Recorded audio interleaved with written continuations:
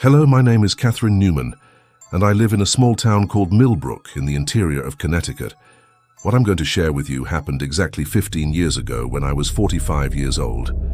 I've never told this story to many people, just a few close family members, but I feel like I need to share it with others who may have gone through similar experiences. I've always been a very skeptical person, someone who believes only in what they can see and touch. My husband, Robert, used to tease me by saying that I was overly practical for my own good.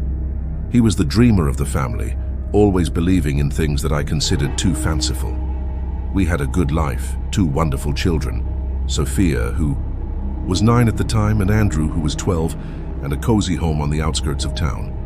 Robert worked as a civil engineer at a construction company in Hartford, while I ran a small gift shop in downtown Millbrook. Our life was quite ordinary, predictable even, at least until that Thursday. Autumn was at its peak. The leaves were changing color, and there was that typical chill in the air that heralded winter approaching. I started that day like any other, preparing breakfast for the kids before school, organizing the house, and planning my day. Robert had left a little early for a meeting in Hartford, promising to return for dinner as he always did. I remember feeling strangely tired that morning, even though I had slept well. There was something in the air, a feeling of heaviness that I couldn't explain. After dropping the kids off at school, I returned home for some household chores before heading to the store. That's when I fell asleep on the sofa in the living room, something that rarely happened to me. It was during this unexpected nap that I had that vision. I woke up for a moment and saw Sarah, my cousin William's deceased ex-wife, standing in a doorway of the living room. Sarah had died 3 years ago in a car accident, but there she was wearing an outfit she had never seen her wear in life. His face was pale, his eyes fixed on me. I distinctly remember thinking, what is she doing here? And then, strangely calm, I fell back asleep. When I finally woke up about an hour later, I immediately remembered Sarah's vision. My first thought was that something bad had happened to William. With trembling hands, I called him. William answered, after a few touches, sounding perfectly fine, even excited about a new project at work. I didn't mention Sarah to him. How do you explain something like that without sounding completely crazy? I tried to ignore that sight for the rest of the day, but it kept coming back to my mind. Why would she appear to me and not to William? It didn't make sense. In the afternoon, I was on the phone with a friend arranging to schedule a coffee for the next week when I received a call from Robert.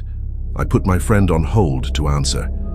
Hi, honey. Robert's voice sounded relaxed. Just to let you know that later I'm going with Vince and the guys to play poker.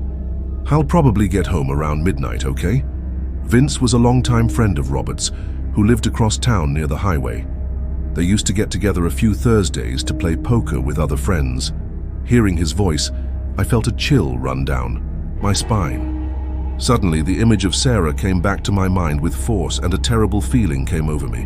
Without thinking twice, I replied, "No, Rob, don't come home. Please stay at Vince's house tonight." There was a pause. What? Why, Kathy? Did something happen? I don't know how to explain it. I just have a bad feeling. Very bad.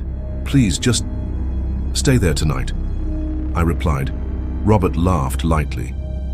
You're being superstitious, which is not typical of you. I'm fine, dear. I'm already in the car. I'll see you later, I insisted. Please, Robert. My voice was shaky. I'm serious. Don't come home tonight. He was silent for a moment. You're scaring me a little, Kathy. Are the boys okay? Are you okay? We are all fine. It's just a bad feeling. Look, I'll think about it, okay? I need to drive now. I love you. And he hung up before I could insist anymore. I stared at my phone, feeling a huge weight on my shoulders. I went back to the call with my friend, apologizing for the interruption and trying to focus on the conversation, but my mind was completely elsewhere. After putting the kids to bed and organizing a few things, I was in the kitchen preparing a cup of tea when our dog, a Labrador named Max, started acting strangely. He ran around the yard, barking frantically, something he had never done before. They were not normal warning barks at a stranger or a wild animal. They were high-pitched barks, almost like screams. I went out into the yard, calling out to him, trying to calm him down, but he kept running in circles, completely agitated. It was then that I felt an inexplicable need to look at the street in the direction of the highway, which was a few kilometers from our house. Even at that distance, I could see several flashing lights, blue and red no doubt from police cars and ambulances that were passing by. My heart raced. I tried to call Robert, but the call went straight to voicemail. I called Vince, who informed him that Robert had been out for over an hour. Suddenly, Max stopped barking, as if he had been turned off by a switch. The sudden silence was almost deafening. I looked at the kitchen clock, 11:47 p.m. It was exactly at that moment that my phone rang. I rushed to meet him, my hands shaking so much that I almost knocked him down. It was Robert's number. When I answered, there was a strange background noise, such as static or wind. Robert's voice sounded strangely calm and distant. He told me that there had been an accident on the road, but assured me that he was fine. The accident had not been with him, from what I understood at the time. He said he loved me very much, and the children too. What struck me as odd was when he mentioned that if I needed anything, it was to look in the safe we had in the office. As everything was there, documents, insurance policies, bank information. We didn't talk much about these things in normal conversations because he always took care of everything. Before I could question, he asked me not to worry and go to sleep, saying that I would have a full day ahead of me the next day. He ended by saying that he would soon be home. The call ended abruptly. I tried to call back several times, but all the calls went to voicemail. Something wasn't right. Robert never spoke like that, and the mention of the safe with our documents didn't seem normal. But at the same time, I thought, if something had happened, why wouldn't he tell me? I paced around the house, alternating between calling his cell phone and looking out the window toward the highway, where I could still see the lights of the patrol cars flashing in the distance. At some point, I went to the room exhausted by stress and fear. I fell asleep. I woke up startled at 6 a.m. Robert's side of the bed was still empty and cold. There were no missed messages or calls on my phone. I mechanically got up and went to the kitchen, determined to make coffee and start calling hospitals, police stations, friends, anyone who could hear from him. There was something wrong in the air that morning. The house seemed quieter than usual, as if it was holding its breath. Even Max, usually excited to see me awake, was quiet in his little corner in the laundry, looking at me with those big brown eyes that seemed to reflect an inexplicable sadness. I was pouring water into the coffee maker when the doorbell rang. For a brief, crazy moment, I thought it was Robert, that maybe he had forgotten his keys. But then I remembered his strange call, the lights on the highway, and a weight settled on my chest. Something told me that what awaited me on the other side of that door would change my life forever. With heavy steps, I crossed the room. Through the frosted glass of the door, I could distinguish two silhouettes. I took a deep breath and opened it, a middle-aged man with a solemn expression. Behind him, another police officer maintained a respectful posture. Before they even said anything, I knew. The moment I saw those serious, compassionate expressions, I knew exactly why they were there. At that very moment, Max began barking again, those same horrible barks, almost human in their despair. The sound went through the house like a blade. The policeman confirmed my worst fears. Robert had died in an accident on the highway the night before. A truck had lost control on a curve, hitting several vehicles. Robert's car was among them. They explained that they took a long time to notify me because Robert was undocumented at the time of the accident. But as soon as they managed to identify him, they came to warn me. I only found out later that he had forgotten his wallet at Vince's house, a detail that made it all the stranger. When I asked about the time of the accident, the officer consulted his notes and informed me that Robert had been pronounced dead at the scene at 11:47 p.m., 23 hours and 47 minutes. Just when Max stopped barking, just when I got that call from Robert, I mentioned the phone call to them, showing them the record on my phone. A call received from Robert's number at 11:47 p.m., lasting more than 2 minutes. The two men exchanged confused looks. One of them told me that they had recovered Robert's phone from the crash site. It was completely destroyed and couldn't have made any calls. At that moment, a chill ran down my spine. If his phone was destroyed, how had he called me? And if it wasn't him on the phone, who was? The days that followed were a blur of sadness and confusion. I had to identify the body, make funeral arrangements, explain to the children that their father would never come home. Friends and family came to offer support, bring food, take care of the children, as I navigated the maze of bureaucracy that follows an unexpected death. William, my cousin, was my main support during this time. He temporarily moved into our home, helping with the kids and all the practical details that my numb mind couldn't process. One night, about a week after the funeral, when I finally had the courage to open the safe as Robert had instructed me, on his last call, I found everything neatly organized. Insurance policies, deeds, will, bank accounts, all with clear instructions on how to proceed. It chilled me to the bone. It was as if he knew he was going to die, as if he had prepared for it. That same day, I found in the safe a sealed envelope with my name written in Robert's handwriting. Inside, there was a letter dated 3 months before the accident. Kathy, if you're reading this, it means something happened to me. I can't explain it, but in the last few months I've been having strange dreams. Maybe it's just anxiety, but if it's not, I want you to know that the 3 of you have been the best part of my life. Take care of our little ones.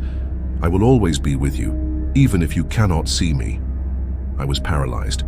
Had Robert sensed his own death? And how to explain the call I received exactly at the moment of his death? It was that same week that something strange began to happen in our house. The alarm system we had installed began to fail. The indicator light on the main panel, which normally remained steady green when the system was tripped, began to flash occasionally for no apparent reason. The first time I noticed, I called the security company.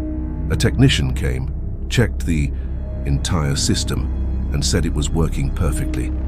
There was no problem with the wiring, with the sensors, nothing that justified that flashing light. But she continued. Sometimes I would go days without blinking, and then, out of nowhere, I would start again.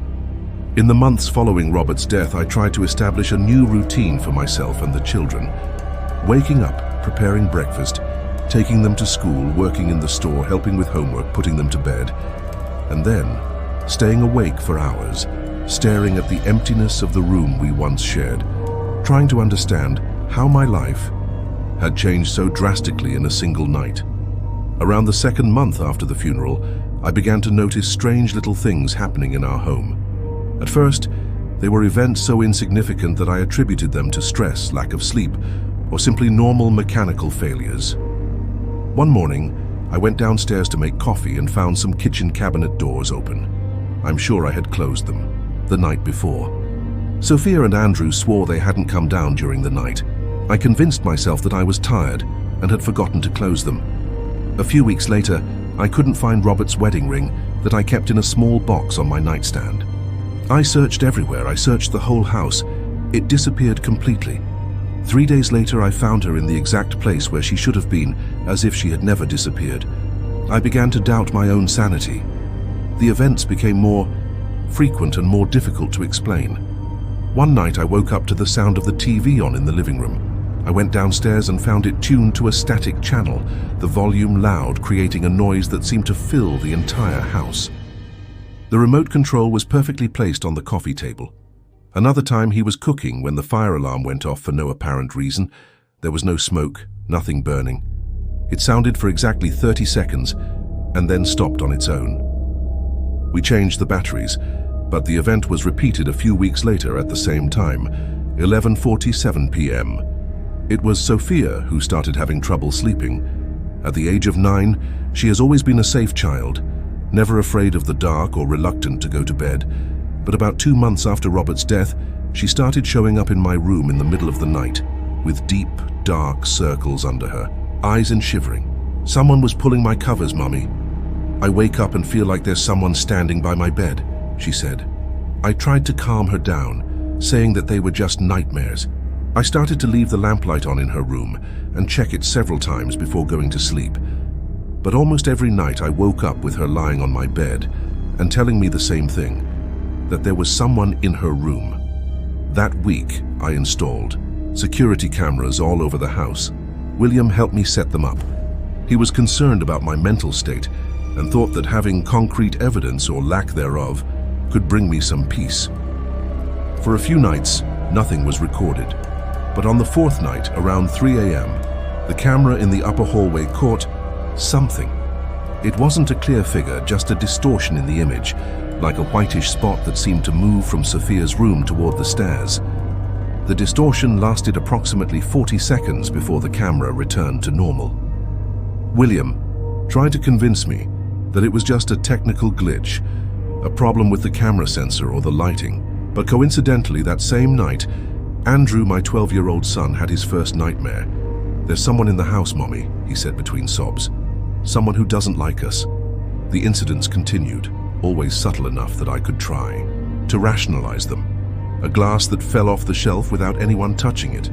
The sound of footsteps upstairs when we were all in the living room. The constant feeling of being watched. It was around this time that I began to dream about Robert. The dreams were vivid, so real that when I woke up I could have sworn he had been there with me. In all of them, Robert seemed worried, anxious. "You need to get out of this house, Kathy," he said in the dream. "It's not safe for you. Sell it and move out. Take the kids away from here." I wake up from these dreams in a cold sweat, with my heart racing. A part of me wanted to believe that it was really Robert trying to warn me of some danger. Another part, the rational, practical part which Robert had always admired in me, insisted that they were just manifestations of my subconscious, processing the trauma and grief.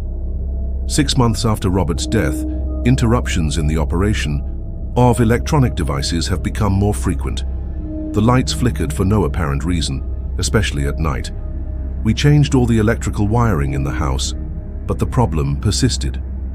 One night, I was sitting in the living room reviewing some insurance documents when all the lights suddenly went out. I thought it was a blackout, but when I looked out the window, I saw that the neighboring houses were still lit. I took my cell phone to use as a flashlight and went to check the power board. As I walked down the dark hallway, I heard a soft sound coming from the kitchen, like shuffling footsteps. Froze. Slowly, I directed the light from the cell phone to the kitchen. There was no one there. It was at this point that I began to seriously question my sanity. Perhaps the stress of grief, the pressure of raising 2 children alone, the sleepless nights, were causing hallucinations. Maybe I was developing some kind of psychiatric condition. I made an appointment with a psychologist. He was understanding and suggested that I might be suffering from post-traumatic stress disorder, possibly with elements of grief-induced psychosis. He prescribed medication and regular therapy sessions. For a few weeks, the strange events subsided. I began to think that the doctor was right, that it was all just manifestations of my own trauma. Sophia stopped complaining about someone pulling on her covers. Andrew had no more nightmares. Even the failures in the electronic devices seemed to have ceased. I started to feel better, more confident that we were finally moving on with our lives. And then, one Sunday afternoon, 7 months after Robert's death, Andrew came running out of the garage, his little eyes wide with fear. "Mommy, there's a strange woman in the garage." My first thought was that some neighbor had come in to borrow something. "What woman, dear?" "I don't know, but I was scared. She was standing next to the car. She didn't say anything. She just stared at me." Andrew's words chilled my blood. I took him by the hand and ran into the house, locking all the doors. With trembling hands, I called the police and explained that there was an intruder on my property. While I waited, I gathered the children in the living room, away from any windows. 20 minutes later, 2 police officers arrived and searched the house, yard, and garage. They found no one, no sign of a break-in or forced entry. "Your child must have imagined, ma'am, or the person ran away," said the older policeman. "Children of that age have a very fertile imagination." But Andrew remained steadfast in his account, describing in detail how the strange woman was standing near the car, staring at him. The other officer, younger and more attentive, offered to check the vehicle. They found nothing in the car, nor in the garage. "But my son saw someone," I protested. The older policeman scratched his head, clearly uncomfortable. "Madam, I understand your concern, but there is no evidence of a break-in. Maybe your child has seen a reflection, or who knows? Or who knows what?" I asked, feeling my nerves on edge. The younger police officer intervened. "We have heard similar reports in this area before. This house has a story." It was then that they told me. Before us, 3 other families had lived there for the past 5 years, and they all moved abruptly. Rumors about unexplained phenomena circulated in the neighborhood, but I, in my skepticism, had never listened. That night, William came to stay with us. Sitting in the kitchen after the kids went to bed, I told him all the strange occurrences of the past few months. The objects that disappeared and reappeared, the lights that flickered, the alarms that went off for no reason, the distorted images on the cameras. Why didn't you tell me sooner, Kathy? His voice was a mixture of worry and frustration. Because I thought I was going crazy, I confessed. I thought it was grief, stress. William shook his head thoughtfully. After a moment of silence, he said something I would never expect from my pragmatic cousin. When Sarah died, I also lived dreaming about her. Sometimes I saw her walking around the house. I thought it was grief, just like you. What if it's not just grief, William? And if it's something more? We spent the remainder of that year in a state of constant apprehension. The phenomena have not ceased. On the contrary, they have intensified. Objects crossed rooms without being touched. The children reported listening to conversations when they were alone. Night after night, I would wake up at exactly 11:47 p.m., feeling an overwhelming presence in the room. We changed the security system 3 times. We consulted electricians, plumbers, structural specialists. All concluded that there was nothing wrong with the house, at least nothing that could be explained. Then, on a particularly scary night, when the lights flashed in sequence and all the doors in the house opened simultaneously, I made my decision. Skepticism or not, this was no longer a safe home for my family. The next morning, I called a real estate agent. Within days, the house was for sale.